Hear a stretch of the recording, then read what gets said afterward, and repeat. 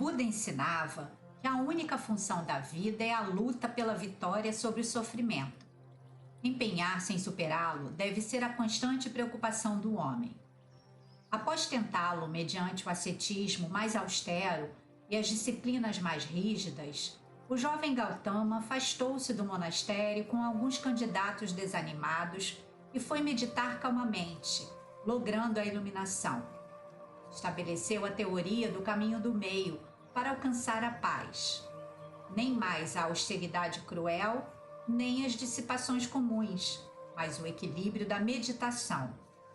Voltou-se então para a libertação dos homens e estabeleceu as 4 nobres verdades: o sofrimento, suas origens, a cessação do sofrimento e os caminhos para a libertação do sofrimento. Segundo as suas reflexões, o sofrimento se apresenta sob 3 formas diferentes: o sofrimento do sofrimento, o sofrimento da impermanência e o sofrimento resultante dos condicionamentos. O sofrimento do sofrimento é resultado das aflições que ele mesmo proporciona.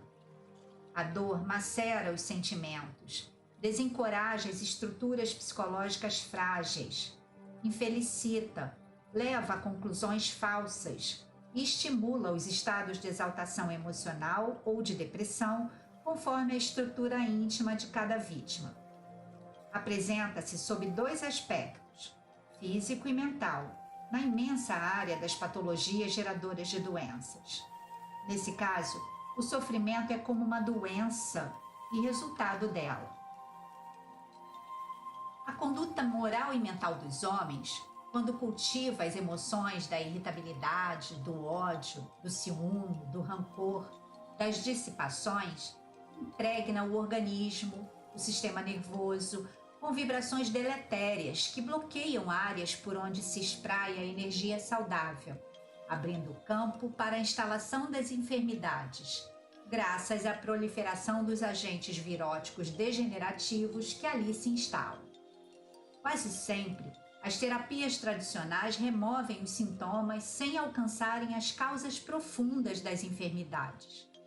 A cura sempre provém da força da própria vida, quando canalizada corretamente.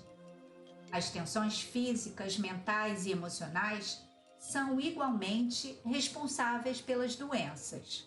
Sofrimento que gera sofrimento. Ademais, há aquisições que proporcionam prazer em um momento para logo se transformarem em dores acerbas. E o responsável por esse resultado é a ilusão. A maioria dos sofrimentos decorre da forma incorreta porque a vida é encarada.